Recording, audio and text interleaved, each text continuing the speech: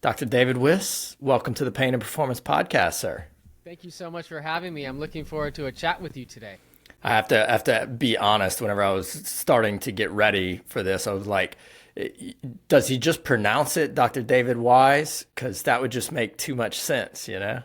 Everyone confuses my last name. I've gotten Weiss and Weiss my whole life, and now I started a company with the word wise in it. So I did it to myself. Yeah, right.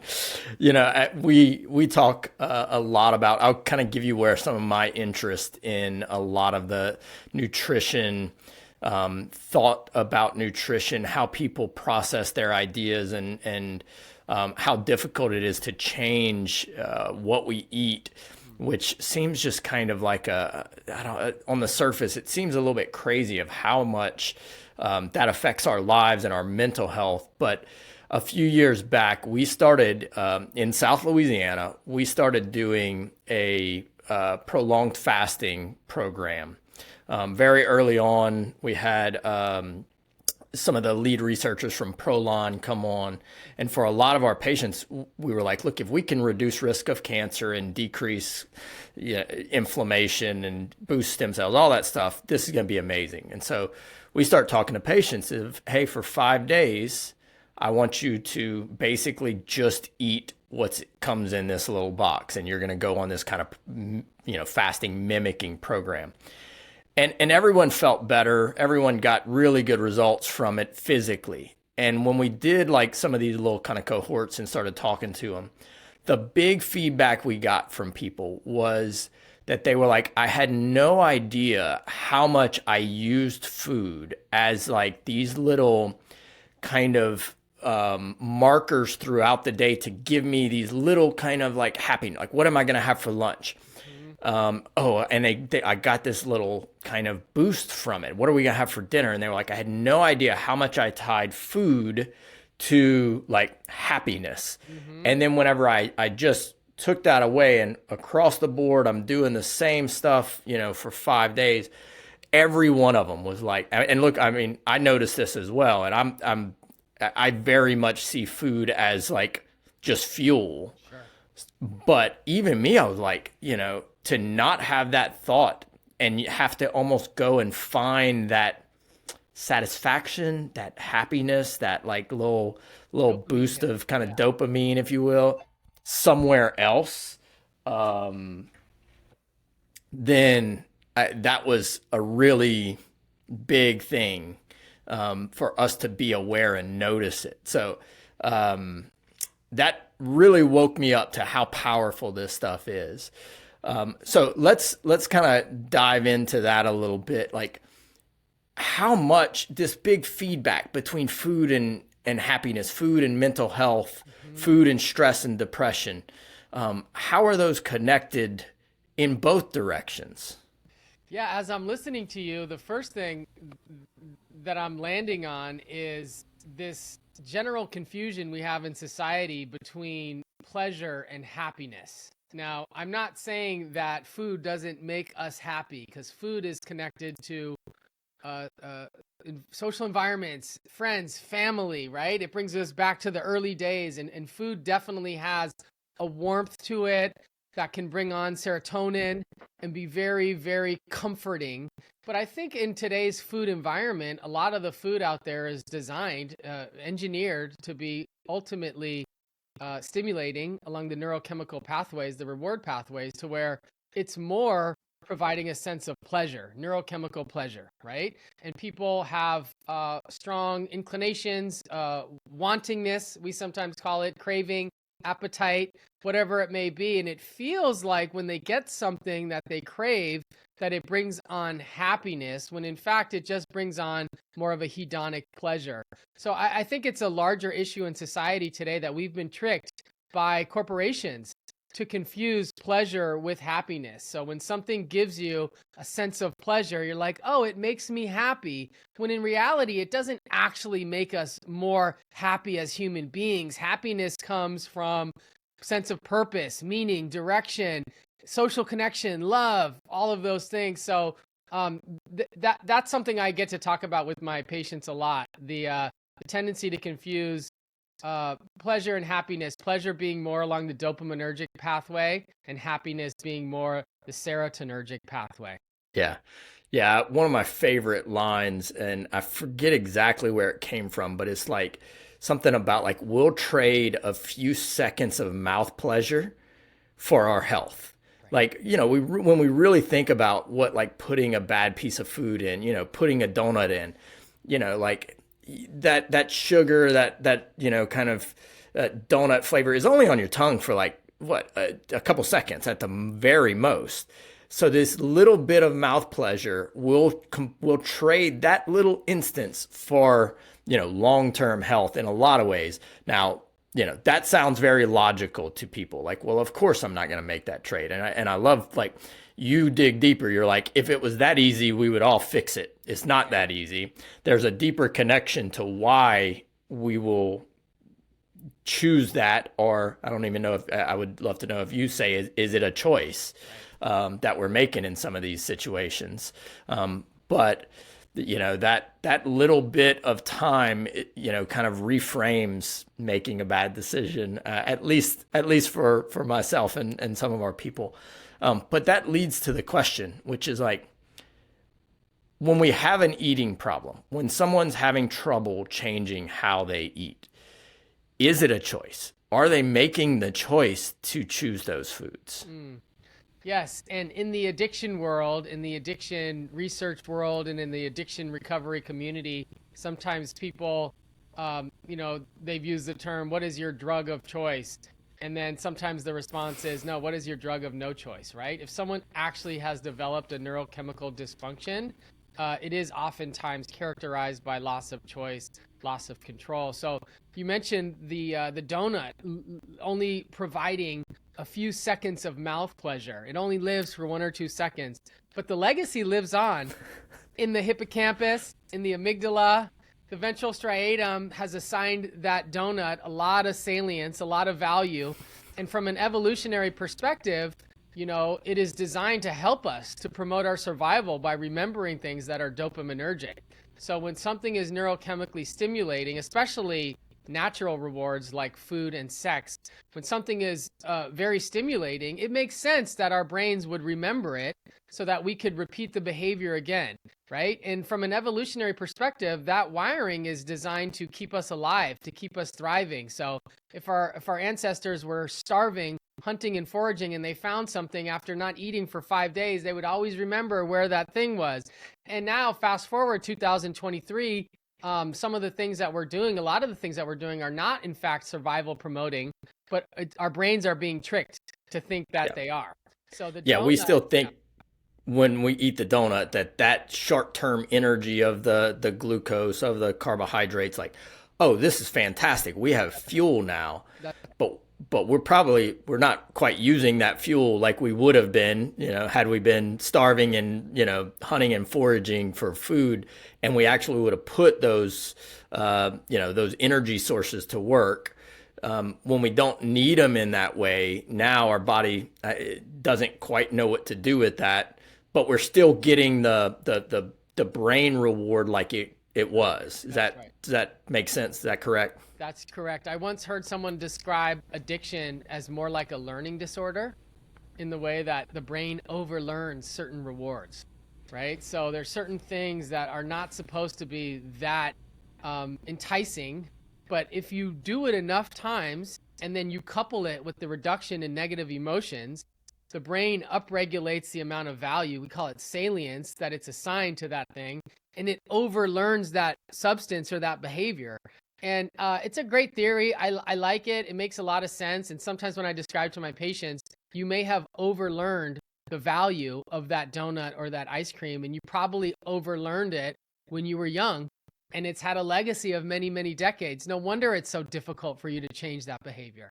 Yeah, I mean, that was going to be my question to that, is like, where does that come from? Where do we learn these things from? What experiences, what processes whenever we're young? I would imagine the vast majority of these things are installed, in our kind of preteen lives, or certainly, pre-adult lives.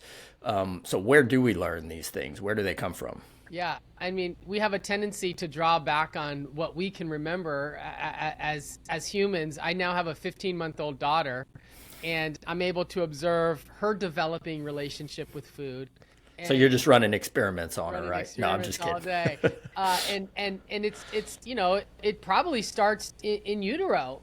Like the I mean, we're not having feeding behavior in utero, but our programming starts from our parents.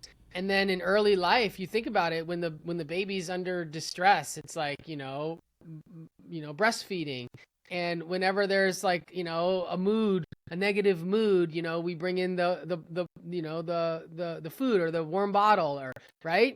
And of course, a baby doesn't have a lot of ways of expressing themselves other than, crying and whatnot. But I've already seen the way that food can be coupled with the reduction in negative affect.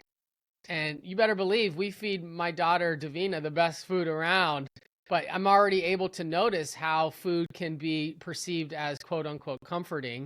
And then once a child grows up and starts to make some of their own food choices, I can speak for myself. When I was a kid, I learned early on that fruit snacks and snack cakes and things that started to show up in my pantry as far back as I can remember had the ability to change my mood. I remember my mom telling me that she caught me making a box of Kraft macaroni and cheese when I was 3 years old, trying to make it on the stove with a stool, right? Like I was already seeking substances to change my emotional state, to reduce negative emotions, etc. So I think from an addiction model standpoint, everyone is exposed to these things. We're all exposed to sugar and, sweetened beverages, pastries, all the hedonic food. But for some people, it does get coupled with the reduction in negative affect. And that's what makes it more difficult to stop, is that when the brain has made that strong association, when the challenges show up, the stress, the trauma, the adversity, the negative emotions, the brain will make that suggestion as, we have a solution for you. We have something that will actually make this go away, and we highly recommend it, right? And it falls to the top of the to-do list. And I think that's what separates people that have much more problematic or even addiction-like eating from people that don't. I'm sure there were some people in your cohort that couldn't do the fasting thing. There was probably some people that it just wasn't the right fit for, because their brain associations were too strong, right? Right. Yeah, yeah, and it's like, when does it switch over? I'm with you. I used to tell that story about getting home, and I remember like even walking home from school, like a tough day at school, and me and my brother are like, we're gonna make some like pizza rolls. Back before I ate pizza rolls like a year ago, I was like, these are not what we had when we were kids. Right. They were way better back then. Right. But that's your brain remembering, right? Mhm. And ramen noodles, like we could make Yeah. those things on our own. Yep. And so we were like, this is going to be the best. We're going to get home. We're going to turn the oven, and like, it got you out of like that, man, coming home from school. But then, like you said, there's some people where that gets so strongly coupled with like this is what we have to get out of these states. Then that's leading them to probably, I don't, certainly a major challenge to overcome that association. That's right. Is there stuff that we know about who that affects the most? Who falls in that category? Yeah, great question. And I've done a lot of addiction research, and we're in a definite addiction crises, right? With the opioids really being around for quite a while now, and crystal meth still on the scene quite aggressively. And when you think about what are the risk factors for someone being more prone to loss of control or the inability to stop despite negative consequences, that's really one great way to kind of understand addiction, is that the consequences show up. Logically, it makes all reason to stop, but the person still can't, right? They persist, right? As you pointed to earlier, do they actually have choice? So when we think about these risk factors, and this is applicable to, both food, um, beverages, alcohol, caffeine, nicotine, drugs of abuse, etc., having a parental history of alcoholism or addiction does make someone more prone to, disordered eating in this fashion. Um, and, it might mean that there's some reward dysfunction. There might be some dopamine dysfunction, perhaps at the receptor level or elsewhere. It probably means that the person is likely to be more impulsive. And then you mix in stress, trauma, and adversity, all the kind of environmental stressors. So if someone is prone to addictions and they have a stressful environment in the home or in the community, and there's availability of a lot of ultra processed foods, right? It's a perfect storm for what could develop into certain types of forms of disordered eating. And then, I have a theory that a lot of people that have all those risk factors end up, overeating, losing control, and then that can turn into dieting, right? And restriction, which in some cases can lead to full-blown eating disorders, right? Yeah. Right. So that's just one model. Of course, there are others. Not all eating disorders come from addiction like neurochemistry. Some come from totally different mechanisms. But it's an important perspective, and I'll just add one more opinion, and I don't have the data to back this. I do think that the explosion of ultra-processed foods, really since the, 80s, has actually contributed to the addiction epidemics that we're in today with drugs. Yeah, I think I buy that. I believe that for sure. We talk about this, like, I think of this as a spectrum a little bit of, kind of, the amount and all the levels that can move in that, the amount of food dysfunction, food addiction, and the amount of trauma. There's probably certain people that have a much higher sensitivity to that. So even as much as like a super strict parent saying, you can never have these things, and your brain has already kind of associated those things with pleasure. And then like you have somebody who's like saying, no, you can never do that. That in some people could be the trauma that starts to lead them to like try and sneak it and try and find it. And now it adds even more, kind of a excitement around the forbidden food now. And that just gets this whole process spiraling. Even though if you looked at their life, you're like, they didn't have any major trauma. They had like a strict parent or something like that. You're talking my language. Most people are familiar with the adverse childhood experiences measure, right? Yeah. We call them ACEs. And those look at, typical types of dysfunction in the home, household dysfunction, or forms of childhood maltreatment. And as someone that spent the last 11 years working clinically with people with eating disorders, I've always been interested in the concept of adverse food-related experiences, right? The diet culture, the body shaming, all of that can happen in the household, as you said, being highly traumatic.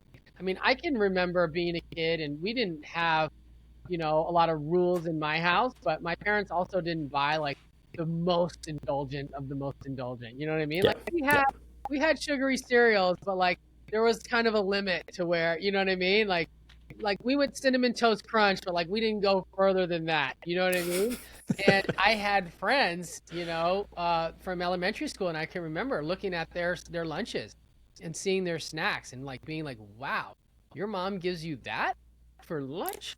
You know what I mean? I remember being like, can we hang out? Like, can I come to your house? And I can honestly say that I can remember being a child and making plans or play dates, whatever you call them, with other kids, and being really excited about the snacks that they had in their house because I wasn't satisfied with the ones at mine. I mean, so it sounds like you had a little bit of maybe not addiction, but there's a little bit of dysfunction there. You're kind of thinking about this in a little different way, even early on. Yes. And having that certainly has given me some great insight into eating behavior with other people. Most people that don't have any sort of addiction-like tendencies have a hard time truly understanding the way the mind works. You know what I mean? Yeah. But I mean, look, I hear that all the time. It's like, I'll have both ends of the spectrum where I'll have a patient who talks about the opioid epidemic and they're like, these people are just weak. They're just not, they're just not making good choices. And then, I'll see the most disciplined athlete who, said no to everything and had the most mental discipline. And we'll have a discussion about how they got addicted after a car accident, after they had 30 injuries that never led them to that. And then, this one thing leads it to it. It's like you see those things. And that's why I asked the choice question, because I'm like, these people, this person's way more disciplined than I was. And they got wrapped up into these things. There's something deeper than just somebody not having discipline. That's right. If the athlete can end up addicted, what about the person who grew up with parents that were separated and, all forms of abuse and all that? Like, they've certainly lost their ability to have very positive life chances and life choices. Were you interested in this stuff? Like for early on, high school, college, did you start to think that nutrition might be a career for you because of some of these experiences? Or it's funny, I definitely have a little bit of an addiction background. I think you already pointed that out, right? That when I was in high school and undergrad, I was not into health. I was into partying, rave scene, late 90s, early 2000s, Southern California, you know what I mean? And it's a huge part of my story that I love sharing. My mom was a hippie, and I'm kind of a counterculture type of person, and I love being part of that movement with music and all of that. And it's funny, I actually took a nutrition class when I was at my undergrad at USC, probably in like the year 2000, right? Like a long time ago, before I actually decided to be on a nutrition trajectory. And what I remember about the class was that it was very much focused on counting calories, because that was a socially acceptable thing to do at the time.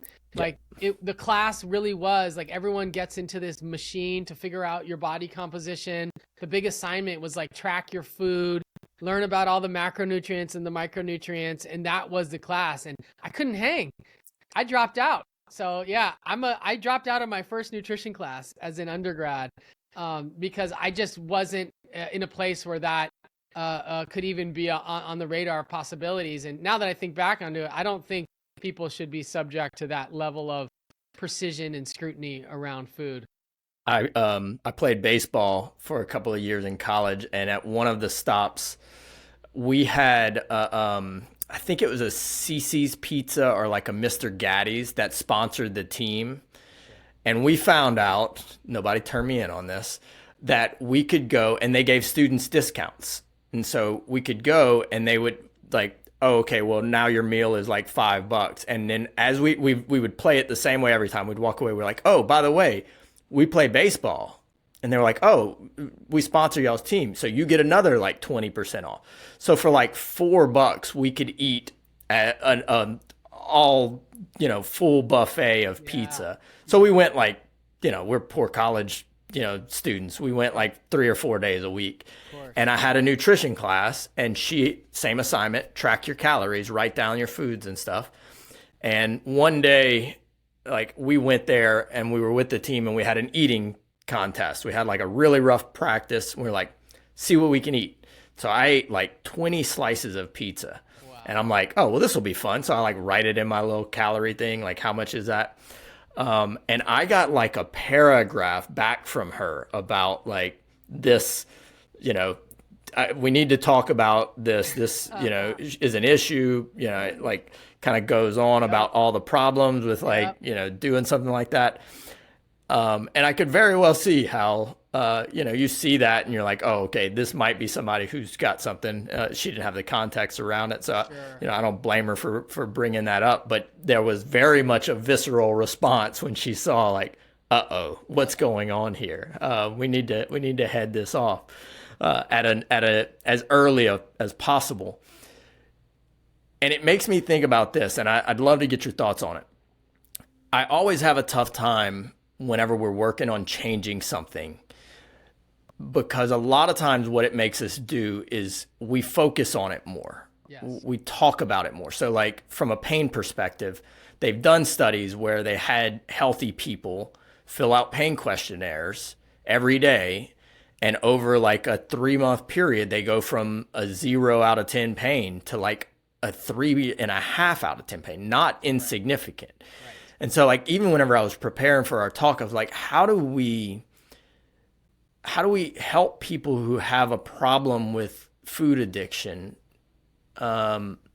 without constantly making them think about food, which to me leads deeper into that problem. I'm not sure if that's making sense, but it's like it seems like such a fine line of like we want you to be healthy with this, but you being healthy means that you don't always have to be questioning, am I doing the right thing? Is this bad? Is this good?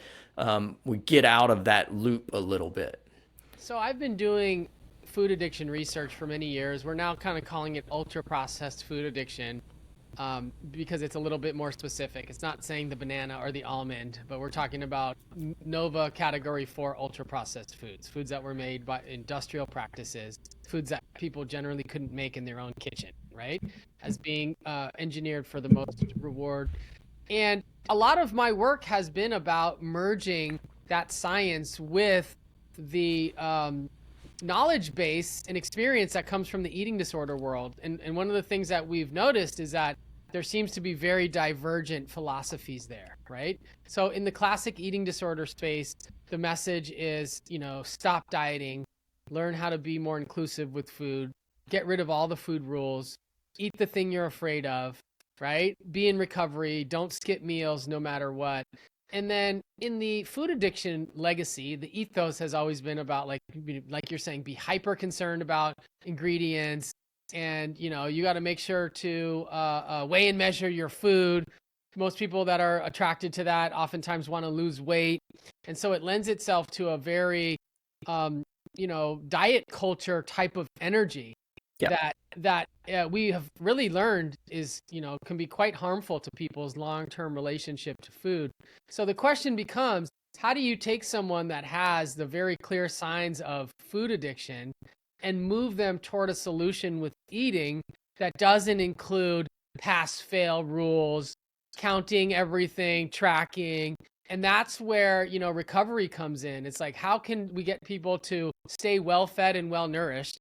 Stop making it about weight loss necessarily, making it about mental health, right? That's the big thing. People are so focused on the numbers. I want to eat this amount of calories and I want to lose this amount of weight, that they overlook the importance of their quality of life, their cognitive function, etc. And so, yeah, I've developed some, protocols, and I've published some of this, and I recently released an app to help people learn how to be inclusive about food, and also honor the fact that they might have addiction like neurochemistry, right? So what I mean by that is focusing more on the qualities of food than the quantities.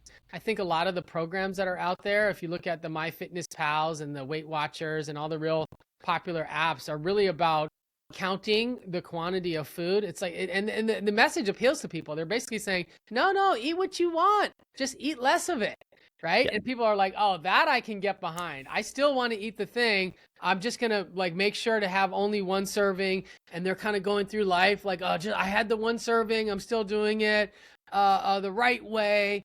But yeah, the Wise Mind Nutrition Framework is really about helping people think about the qualities of food, what food groups were there, how hungry was I, how full was I, and focusing on all the amazing food that you should eat rather than you shouldn't eat. And it's based on the development of guiding principles rather than rules. Addictions are characterized by black and white thinking. People are either on the wagon or off the wagon, right? I'm doing good. Yeah. Now I'm doing bad. On Monday, I'm going to start doing good again, right? And that sort of thinking is definitely a trap. A lot of people with addictions need to have some kind of black and white thinking, especially if they're on a recovery path, right? It facilitates some level of that. So I'm not saying all black and white thinking is bad, but how do you merge the wisdom from the classic food addiction world and the eating disorder world and bring it to a place that is sustainable for people, that helps people move into recovery and focusing on using nutrition and lifestyle medicine to improve their mental health rather than just change a weight-related outcome? Yeah, I think that's I mean, you hit a lot of that on the head. Like, that's the hard part is, how do we actually get to that stage of kind of recovery and relationship with healthy foods in a way that we've actually overcome our our addiction. I feel like, I don't know, maybe I see it. I hope it's better and I hope it's getting better, but it still seems like it's a tough battle to get to where you're like, I'm truly recovered from this to the point where it's not like I'm in recovery and I'm like, I am, like it always made me feel a little weird when you look at alcohol and it's like, hey, I'm an alcoholic and I'll always be an alcoholic. Like your brain is so powerful Yes, that if you constantly tell yourself, like, I'm a food addict, I'm a food addict, I'm a that's right. food addict, That's right. your brain's going to be like, guess what? Guess what? You're a They'll food use that addict. as the angle. As soon as you have one piece of sugar, it's like, well, you're an addict. That means you have to eat all the whole thing. Finish the sleeve of Oreos, right? Start your Right. egg count over. Yeah, it's a trap. So, what do we do? You've got, I mean, I know you've got some amazing steps about how do people improve their relationship with it, but let's at least give people like, all right, you know, regardless of where you're at on this spectrum, Yeah. how do we at least start to improve this relationship and your kind of addiction again, no matter where you're at on that spectrum, even if it's like, hey, I've been trying to lose weight for 5 years and I can't seem to do it because I have some hang up here. Right. Yeah, so the first answer, and then I'll get into some specifics, is that I've come to learn that everyone sort of has what I like to call their dopamine sweet spot, where, if they're giving themselves too much neurochemical stimulation, whether it be from food or from, drugs, caffeine, nicotine, whatever behaviors, etc. If they give themselves too much, it's going to be very difficult to have a happy life, a truly happy life, because you're overactivating your neurochemical pathways, right? And I do think that's important for people to know that if you overstimulate dopamine, it does potentially block serotonin to where like it is almost impossible to truly feel a sense of eudaimonic well-being, right? When you're just overstimulating those pathways all day long. But giving yourself too little is also a problem for a lot of people. And I know that there's a lot of sort of kind of recommendations out there about dopamine fasting. And by the way, we get a lot of it from our cell phones, right? And I think most people are aware of that as well, that you're just getting hits all day long from the device. But when it comes to food, I think there's a sweet spot because sometimes people try to get on this perfect sort of, vegetables and fish for dinner, steamed this, clean this, and there's no real appetitive components to the food, right? Like it feels like bummer food. They're on a diet, right? And Right. they're not getting themselves enough neurochemical stimulation from the food. And then in many cases, those people are sort of like kind of walking time bombs, right? It's like only a matter of time before they're not able to control their food environment and they eat something that's, super challenging and they end up losing control. So everyone has different dopamine sweet spot, which means that there are some people that should probably have something that's, that feels like very comforting, not necessarily a piece of cake. For someone, it could be a Greek yogurt with berries and nuts and a little bit of honey on top. You know what I mean? Something Yeah. that's like more in alignment with nutrition, but also dopaminergic, Yeah. comforting, feels good. Maybe someone should have something like that at every meal, and there's someone else that might benefit from something like that once a day. There's someone else that would do good on having something that was like a dessert, maybe twice a week. And there's someone that would do better off, right? Like having that, like not at all, or maybe only on holidays or special occasions. And so it is important to remember that we all have our own unique neurophysiology and to not take on someone else's brain chemistry, right? Don't Yeah. take on someone else's recovery. And also to remember that these things can change over time, right? That like depending on where we're at in our lives, right? Like, and I can speak from my own experience, like having a baby and having disrupted sleep and going through a pregnancy with my wife, like that created more challenges than I've had previously, and certainly the food showed up in some ways that it hadn't without some of those sort of, disruptions, for lack of a better term. But to answer the question, like what can people do? I believe that a really good place to start is to just focus on circadian rhythms and meal timing. And just to think about like sleep and getting into a rhythm where you kind of go to bed at the same time roughly every night and wake up at the same time in the morning. Hopefully you have a bowel movement at roughly the same time every day. And just focus on training your body to be in a consistent pattern, right? It's like almost like a safety signal, right? That we Yeah. have some consistency going on. And then kind of starting off with a meal timing strategy, and I don't necessarily believe it should look a certain way. I do a lot of work with people that have disordered eating. So the strategy is more consistency Yeah. rather than long periods of no eating, and right. So Yeah. certainly know the benefits of fasting and have supported people in that work.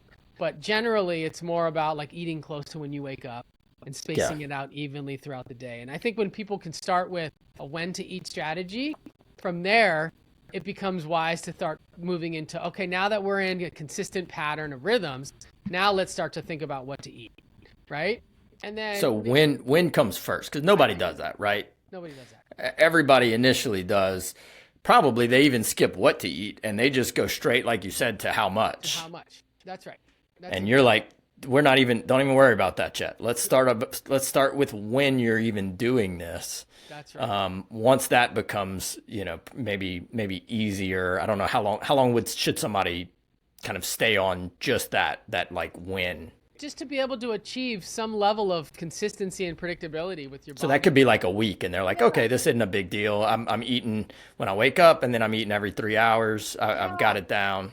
Yeah, and it doesn't have to even be that profound of changes, right? Like, let's just get someone to start thinking about when to eat and maybe changing the beverages.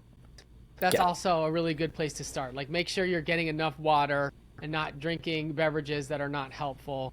Probably getting off of artificial sweeteners. If there's a lot of artificial sweeteners, like, I'm I sorry. love your like probably, Yeah, probably, probably do that. I don't want to scare people away, Yeah, but the truth is like it is hard to have a functional relationship with food if you're using a lot of artificial sweeteners. It's just tricking the brain. You know what I mean? yeah. And people So still then we do. get to what? So like when? All right, now so what? Yep. We've got the artificial sweeteners.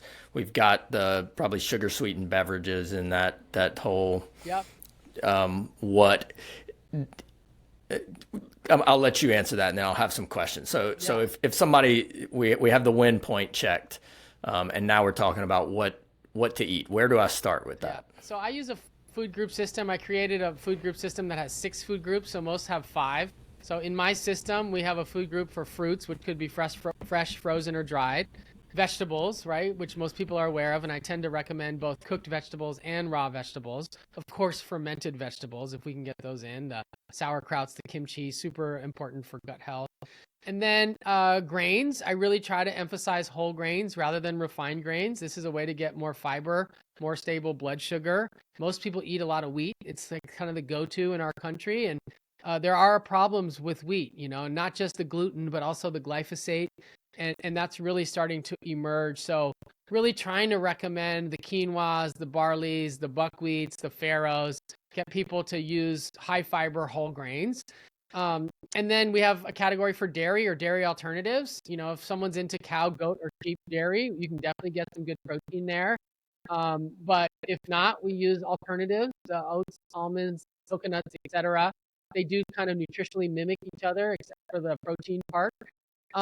And then I have a category for protein, not the macronutrient protein, but more pure sources of protein from animal sources. So any sort of meat or fish, eggs, etc. It also includes protein powders and plant-based meat alternatives. So if someone's vegan or plant-based, they can absolutely use this system. And then I have a category for beans, nuts, and seeds. I've lumped those sources of plant protein together.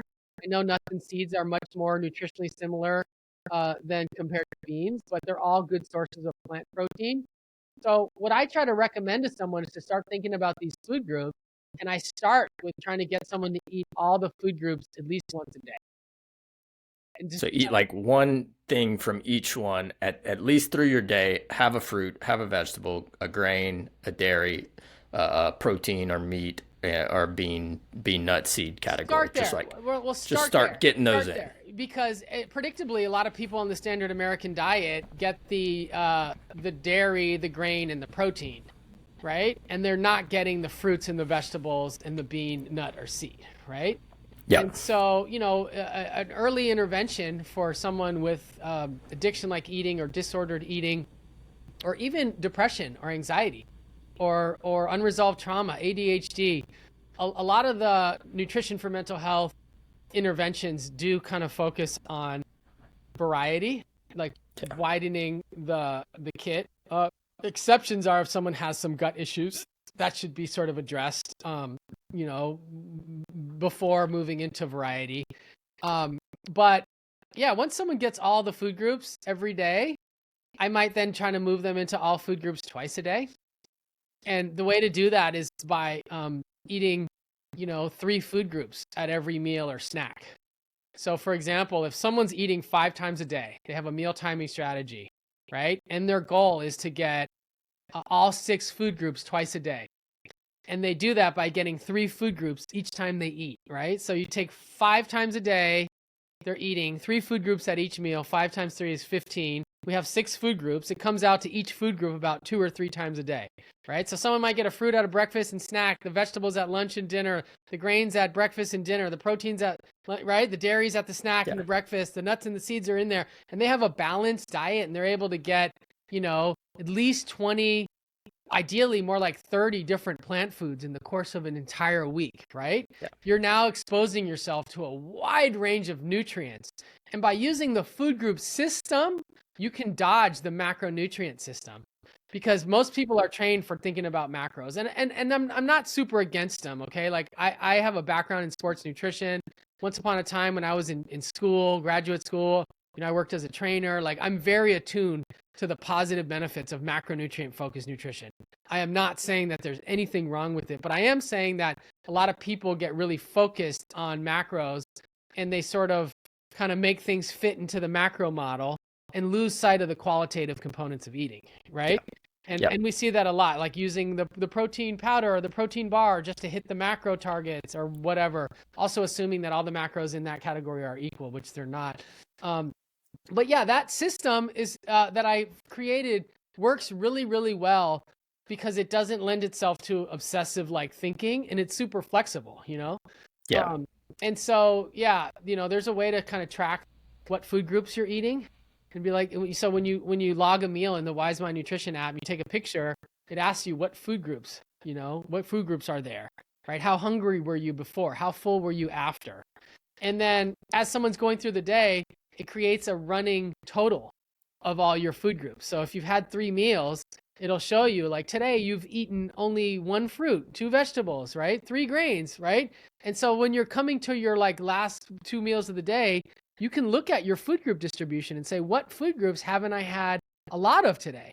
And that's what you should eat, right? If you had no beans, nuts, or seeds today and no fruits, and it's your last snack of the night, right? It's like, oh, have a fruit and nuts. That makes so much sense. Eat the thing that you haven't already eaten today, right? So it keeps. So you're using like neurochemistry, like psychoneurochemistry in these questions, because the same way that the negative question that people ask can create the response in the brain, the positive question still creates that same thing. You're just trying to tap into that and make their brain start looking for the right thing. That's right. More often than it doing the opposite of that. Like it goes both ways. It just depends on what you're asking yourself a lot. I love that. That's awesome. The food group system is super subtle because, as someone that does a lot of work with eating disorders, we're very careful not to like demonize food and just be like, don't eat this. This is not food. This is toxic, because that just creates some of those negative emotions that we already talked about. By using a food group system, what you're essentially saying is eat the foods that you can clearly identify that fall under these food groups. And there's a real subtle message of like, if you can't figure out what food group it belongs to, does it support your best mental health? And people start learning that. They're like, they reach out, I couldn't figure out which food group this belongs to. And I'm just kind of like, right? And you're thinking about it like, is that in your best interest? That's a very, I like that. That's a very subtle little like, what we started doing, and my whole staff does this to like take this to like a health world, is instead of asking patients about pain, how was your pain last time? The whole staff across the board will start asking, like, you know, what's better? What were you able to do that you weren't? What was easier? What thing did you notice that changed? And so it's just a little subtle twist. But now when they leave, they know, look, the first time they're like, I don't know. And the second time they're like, maybe this. But then we've started to gear their brain. They know they're going to get asked that question when they come in. So they start to look for it subtly throughout their day. And when they come in, they're like, you know what? I got out of my car, no pain. I picked up my grandchild, easy. You know, and it's just this little twist in the brain, like the focus, which changes the brain chemistry, which changes the body's response to all these things.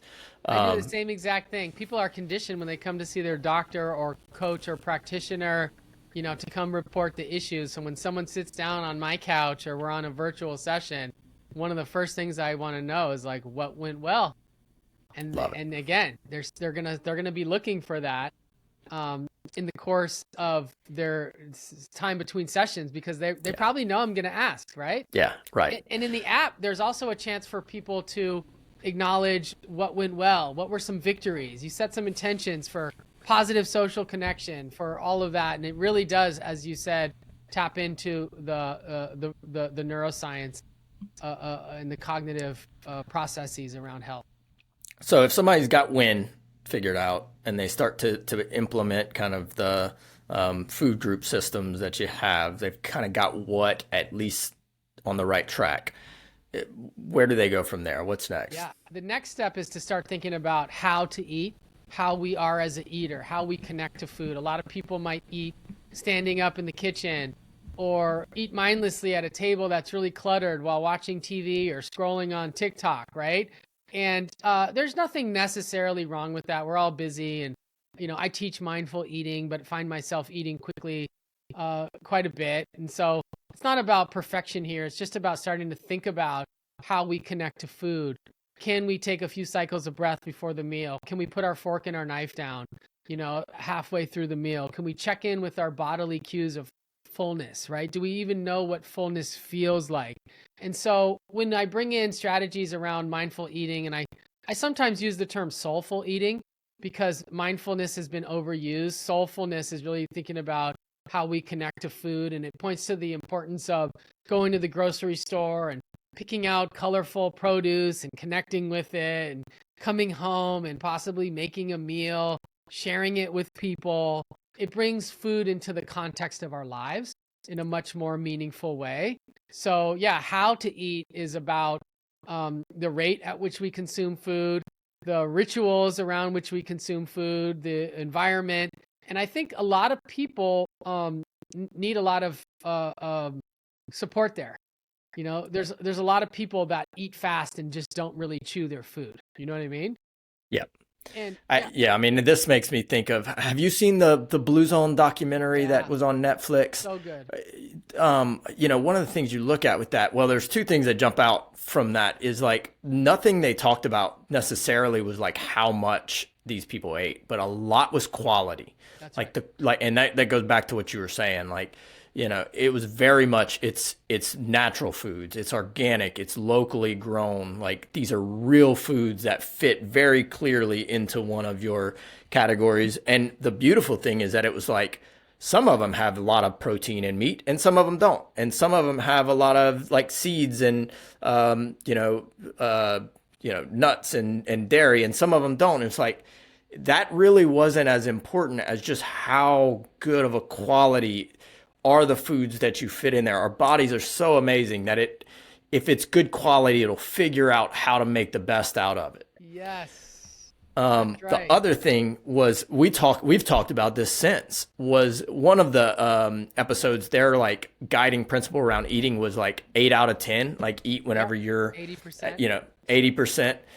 And we started noticing, like, if we're doing dinner at the dinner table and, you know, we don't have distractions and stuff, it's a lot easier to know that. That's right. You know, you're mindful of what you're eating. You're not sitting there in the front of a TV screen and you're, you know, watching a movie or something. It's really tough for us to know if we're at 8 out of 10 because you don't have that mindfulness. You don't have that awareness of it. So, you know, in terms of like how to eat, you know, can that be as simple as, okay, let's make sure that you're not in front of a TV. Like when you're eating, eat, be there, be present with the food. In a lot of situations, there's a lot that went into getting that food to you. Be thankful for that process. Maybe before you start eating, give a thought. Where did this meat come from? How did it get here? Yes. Where did these vegetables come from? How did they Yes. get here? Yes. And my belief, thank you for saying that. They don't focus so much on how much to eat. My experience suggests that if someone focuses on, circadian rhythms and good timing, they focus on the food group system, eating high quality, minimally processed food, and they eat slowly using mindfulness practices, the how much to eat question automatically answers itself, right? Yeah. Yeah. And so people want to, like you nailed it. People just want to focus on how much to eat, focus on when to eat, what to eat, and how to eat. And the how much to eat will really just present itself to you. And it's not going to be perfect. As human beings, there's going to be times when we overeat or undereat. And we got to embrace the uncertainty of that as well and just stay on the path. One other thing I noticed about the Blue Zone documentary is that a lot of those people that live to those old ages, they're not going to the gym the way we are. They're just having regular movement patterns, dancing, gardening, farming, all of that stuff as supportive of longevity.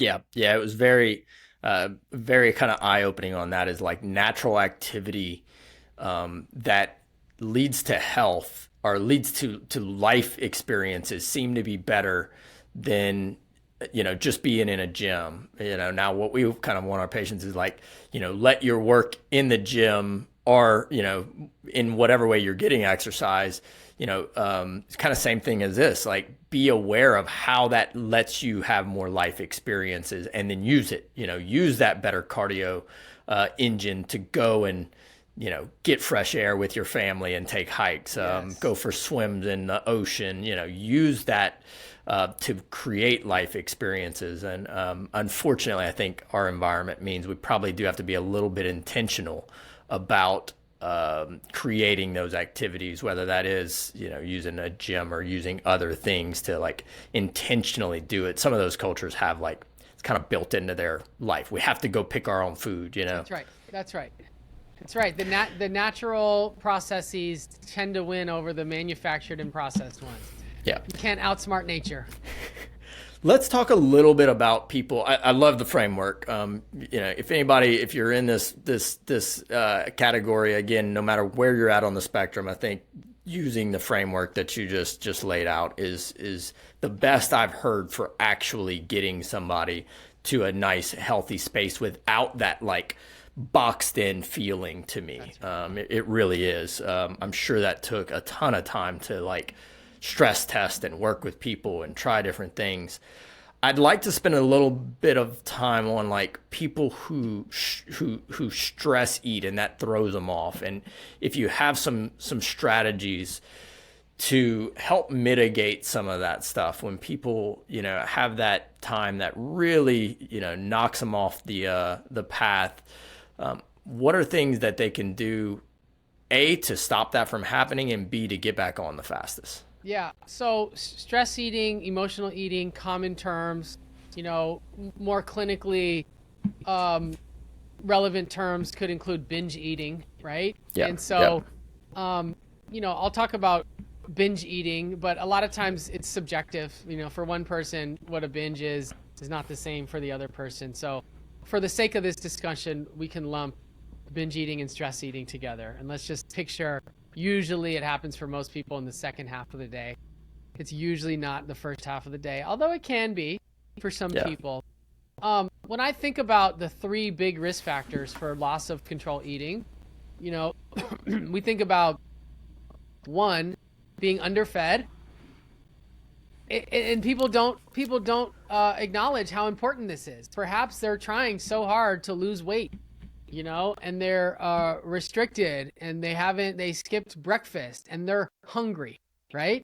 Like that is going to be very challenging to deal with the stressor when it comes. Okay, so restriction or restrained eating, right? And then of course we have the stressor itself, the emotional disruption, right? The negative affect, we like to call it. And then the third factor is the accessibility and availability of the food, right? Which, nowadays is like, one click away on an app for some people. It's very easy to get anything very quickly now, which creates challenges in itself. But it's been my experience that if all three of those risk factors are present, it's going to be very hard to resist the temptation to stress eat or binge eat, right? If Yep. someone's really hungry, the stress is in your face and the food is right in front of you. It's gonna take an act of providence, right? To be able to, for most people, to be able to resist temptation. So I think about, how can we try to address those three risk factors? And probably can't address all three of them, but if you can address at least one or two of them, you have a really good chance of being able to resist the loss of control eating episode. Okay. So, Yeah. from a nutrition standpoint, one of the best ways to stop stress eating is to stay well fed and well nourished with high quality food. And, this is a difficult sell for some people because a lot of people think, especially if they feel uncomfortable in their body, they get this sort of notion that eating food is the problem. And what I'm really saying is, no, eating food is the solution. Staying well fed and well nourished with high quality food makes it less likely that you're going to binge. And I think that's an important piece for people to know. The other piece is, the emotion regulation skills, just learning how to stay calm amidst the storm, right? To have Yeah. serenity in the calamity, right? To be able to know that, no hurries, no worries. We are safe, we are protected. And for those of us that have been exposed to trauma, it's more difficult because sometimes the reactions are at the body. It's not just the level of, oh, give me a mantra, to say, or start journaling, or chew on a piece of ice, right? Or snap the rubber band, right? There's all these sort of kind of distraction tactics. For some people, it's much more difficult than that. But, I tend to recommend people do a morning meditation and really picture themselves being safe, and when it comes to body image, sometimes it's really helpful to say, there are no active threats. I'm safe in the body that I live in. The other shoe is not going to drop, and to be able to really picture themselves having a healthy relationship with food and a healthy relationship with body throughout the day. And then it becomes so much more easier when the meal shows up or when the stressor shows up to be able to access it, right? Yeah. So, huge fan of a morning meditation process. I like to call them safety meditations, to remind ourselves that, like, we're going to be okay. We got this, Yeah. little, I do. I've never thought about this, but I think it would be a brilliant exercise for people. As part of my morning meditation, you do like a day view where you're like, okay, if today went perfect, what would that be? I'd have a great interaction with these things. I'd have an awesome lunch. I'd have this. I'd have that. Now, I don't often use that from like a food perspective, but I think that would be a very simple twist where somebody's like, okay, I'm going to have a great day. What does that look like? Okay, here's my nutrition breakfast. Here's how I feel after that. Here's my snack. Here's how I feel. Here's my lunch. Here's how I feel. Here's what I'm doing for my evening. And then here's my dinner. And here's how I feel from it. And I mean, once you practice this, you're talking about that, like that part of my meditation might be 2 minutes. That's right. That's right. We are on the same page, my friend. I love the way you think. And, another thing to think about for morning meditation is, like, yes, we want to consider our plans for the day. What are we going to do? But it's also important to think about, who am I going to be? How am I going to show up for the world? And so I think that can go a really long way with emotion regulation skills. Of course, there's therapy and other clinical interventions for this type of thing. And then lastly, the food environment, the accessibility. Sometimes it can be very helpful to make some changes in what you keep at home. Like, it should be, someone should have frozen grapes or medjool dates or dried figs, because there's going to come a time when you need a little something sweet in the evening, and, like, have the things that are go-to, or some dark Yeah. chocolate. Sometimes I recommend someone has a little piece of a frozen mango and a Brazil nut and a shot of coconut water. You know what I mean? You just get a little cold, crunchy, and something like that, and it really hits the mark.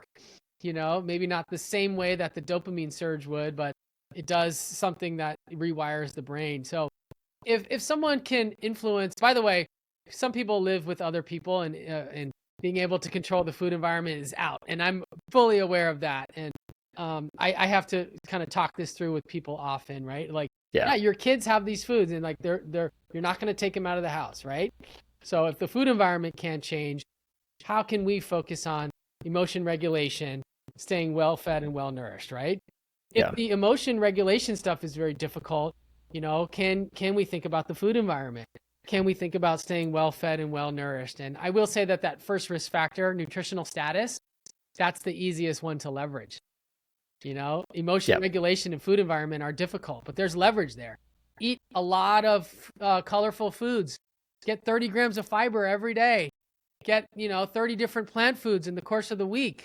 Get all the food groups every day. Stay well fed, well nourished. Don't miss meals. Enjoy your food. And it's the easiest way to stop binge eating and stress eating. Yeah, we're doing a 100-day challenge. Listeners will have already heard this, but we do like the last 100 days of the year. I've got a group of friends all around the world that we do this challenge together. And it's like everybody picks some of its business. One of them's learning magic this year, but we're doing 100 days of kind of really honing in on fitness. I'm rounding the last corner with writing a book, and you know what? I noticed for a long time that like that static time of sitting in cognitive, I didn't have the best diet during some of that, and so really digging in and cleaning that up. And the first thing we did was like on September 22nd. I think 100 days starts on the 23rd or something like that, but we cleaned everything out, all the chocolates, all the snacks and stuff. Yep. And we ate this last night. When you get that little urge to have something like apples and peanut butter, like something as simple as that, you're like, you eat and you're like, man, this is exactly what I wanted. And I still feel great. I didn't need the ice cream scoop or whatever it might be. It's like, if you can't control everything you have, at least put those good things in. And you might not make the perfect choice every time, but if you make it half the time, hey, you're 50% better than you would have been. That's right. And for some people, getting the ice cream out of the house is a solution. For the next person, it's having the scoop of ice cream with some fresh raspberries and some roasted salted cashews on there. That's three food groups. Yeah, at least you put it in, right? Yeah. Put the good stuff in there. What would you change for somebody who's trying to like make these changes for healing and pain? Like, they're trying to control inflammation. Is there any choices that you'd say, hey, like, we've covered this whole paradigm for people who don't have a great kind of relationship. Somebody is like, hey, I'm good. I've gotten that under control and I feel great. I want to start to use this for good and actually heal my body. What would be some of the stuff that you would kind of tweak in that scenario? Yeah, and there's a whole world, and I'm sure you're probably very well versed around, supplements that can be helpful to reduce inflammation, right? I'm sure you have plenty of resources there, but if we were to just look exclusively at food, right? Obviously you want to make sure that protein is sufficient, and that's going to vary from person to person. In terms of inflammation, it's really important to focus on the types of fats that we eat, right? There's a lot of fats that are in the current food supply that are inexpensive and are considered pro-inflammatory. And really coming back to, making your own salad dressings, cooking food at home, it really is the way to make sure that you're getting more olive oil, avocado oil, and less of some of those other oils that you would see, like, for example, in a commercially purchased salad dressing, right? Yep. And so the types of fats really does matter. I'm big on avocado, coconut, and olives. So, the Wise Mind Nutrition Framework does recommend using those three oils and using those three foods, right? So the type of fats is important. And then from a, antioxidant standpoint, one of the best ways to get a wide range of polyphenolic compounds is to try to get all of the colors of the rainbow every single day. So I have really created 4 different categories. One is the blue-purple. So that's when you think about the blueberries, the blackberries, the eggplants. Sometimes there's purple radishes, or sometimes broccoli has purple on it, or asparagus, right? When you see the purple, go for it, right? That's, one of my favorites. So we've got the blue purple, and then we kind of combine the yellow and the orange. So if you think about the carrots and the yellow bell peppers and the sweet potatoes, and then we've got the greens, right? Trying to emphasize the darker colors of greens, and then reds, right? The raspberries, pomegranates, etc. So in addition to focusing on, when to eat, what to eat, how to eat, right? You want to really think about the qualities of the proteins, the qualities of the fats. And then when it comes to the carbohydrates, really trying to get as much anti-inflammatory foods as possible. There is a dietary inflammatory index, which comes from population level data. I know food sensitivity testing is somewhat controversial, but I do use it in my practice. I do use the MRT test, which is the mediator release testing, to figure out what foods might be really pro-inflammatory for each individual person. How is that done, David? Yeah, it's a blood test. Okay. And they take a couple vials of blood and test it against 176 different foods and chemicals. And this particular test isn't looking at a single biomarker. A lot of the food sensitivity tests look at IgG, the immunoglobulin G. And I think it's safe to say that those tests give you a lot of false positives. The mediator release test measures, your blood tested against the agent and measures the actual inflammation that occurs in the laboratory. So it tells you that there's a response. It doesn't tell you what the response is. So you don't know, right, what the actual mediator is. You just know that there's a reaction. And so it can be helpful for some people. And I don't use this necessarily for all people. If someone has an eating disorder, I might not use it. If someone has, real chronic pain, I wouldn't want to sell someone on this test being the solution to that. It has some good evidence for gut issues, for headaches and migraine, and for skin issues, right? But using an overall anti-inflammatory approach, doing a food sensitivity test can be helpful for some people, especially if you find out that there's a food you're eating every day that has off the charts inflammation. You know what I mean? That could be good to know, right? And the other reason that I like the test, and this is coming from someone that's food positive and teaches people a healthy relationship with food, the results just don't tell you like, oh, don't eat this, don't eat this. They actually tell you what foods are causing the least inflammation in your body. So it gives you a really clear picture of what to eat, These are your top 10 fruits, top 10 vegetables. These are the grains you should be eating. So once we get someone stable, eating all the food groups, getting good balance with macros, getting all the colors, you can then get another clear picture of like, all right, these are the foods to focus on next. I laugh because even as you're talking about this, I can see how much you've worked with people on this, because it seems like you're very reluctant to say like, don't do this, don't do that, take this out. No, can't have that. Like it seems very well done, and like, let's not worry about that very much. Let's add these things in, and that'll probably take care of itself, which is refreshing. I'm listening to you, expecting you to say like, an anti-inflammatory diet. Okay, don't do this, don't do that, don't do this, which is what 98% of people out there will tell people to do. And your answers are like, no, don't worry about that. Add these things in there. It's a quite refreshing response, to be honest. And this comes from many years of working with people in mental health settings. That's what I do. Work with people that are prone to cognitive distortions, prone to extremes, people that have substance use disorders, eating disorders, right?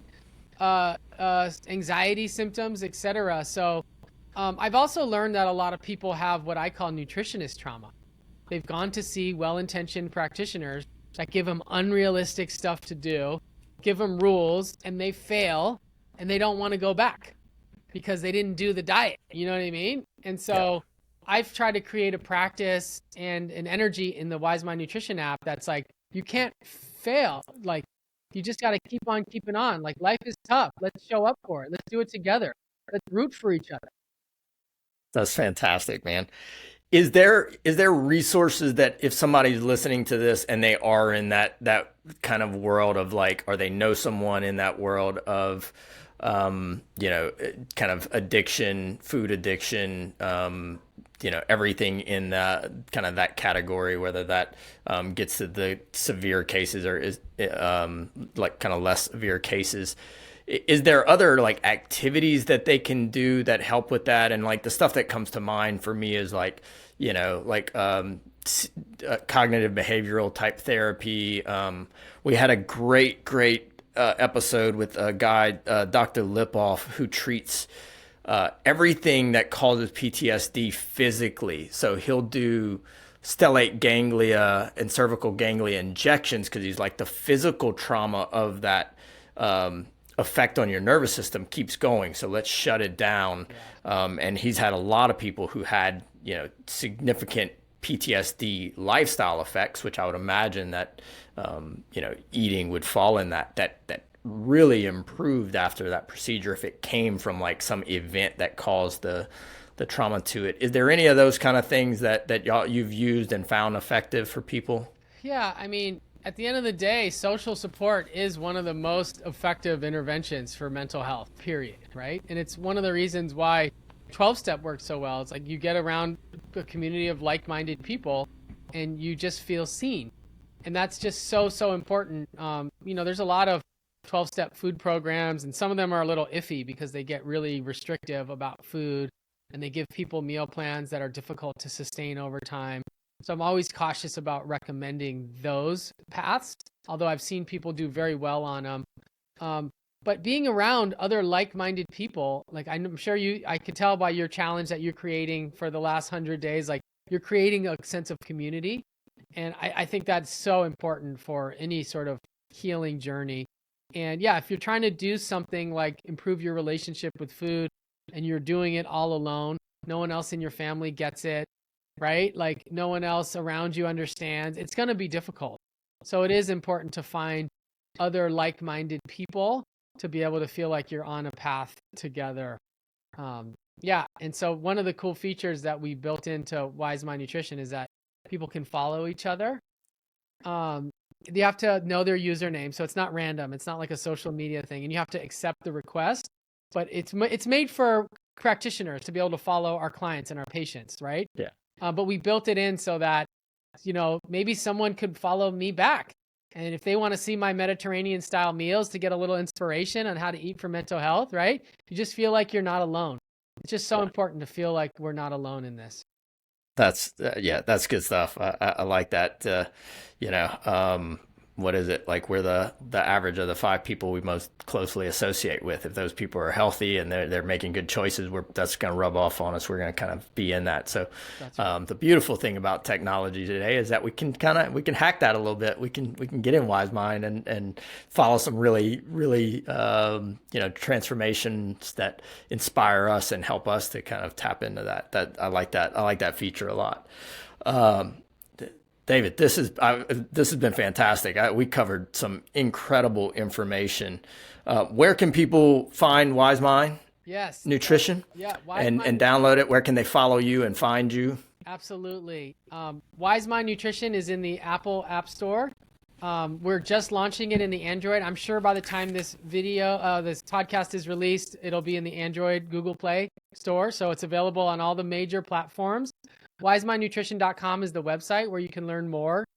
We've been updating the app based on user feedback since we just launched a few weeks ago. So it's super exciting times, and always looking for people to weigh in and leave a comment on Wise Mind Nutrition on Instagram, TikTok, and on YouTube.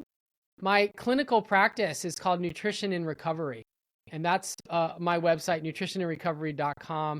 And that's Nutrition and Recovery. We'll link to this, everybody. In.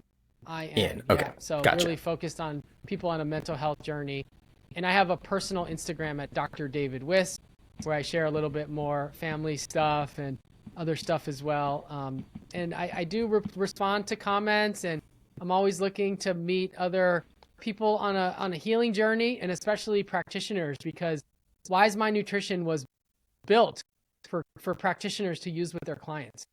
So it's really a platform for people that know that nutrition is important, but don't have either the experience or the bandwidth to be able to counsel people with it. The app does all of that, and you can just oversee and supervise. I love it. Yeah, we're definitely gonna dig into that here. Um, Dr. Wiss, we ask all of our guests if you could tell the people listening to this one thing that they could do today to improve their health, what would the one thing be? First thing that comes to mind is to try to think about the welfare of other people. It's so easy to fall into the cave of self when we're on a health journey and say there's something wrong with me, I need to fix me, I need to prioritize me. And sometimes that is the best thing to do, is to focus on self, right? But Yeah. sometimes we get too caught up in self and we forget to care about those around us and make contributions, because having a sense of purpose, meaning, and direction creates an incredible sense of value on this earth, which creates a lot of deep spiritual health, and that's important too. That is a fantastic answer, Dr. Wiss. Thank you for all the purpose and passion that you put out into the world. You're changing a lot of lives with everything y'all do, man. I really appreciate the energy that you put into this stuff. It's fantastic. This really is one of the best frameworks I've come across. I'm so glad we got to have you on, because I think it's just refreshing to be able to see people like take action and add things into their lives that are going to improve their relationship with food, their health, their longevity, their performance, their pain. Like, everything stems from this. So thanks for everything you do, man. Yeah, thanks for everything you do. What a fantastic chat we had today. I appreciate you. Thanks a lot, everybody. You can find all that information, all the links to Dr. Wiss and Wise Mind Nutrition in the show notes. As always, we will see you next week.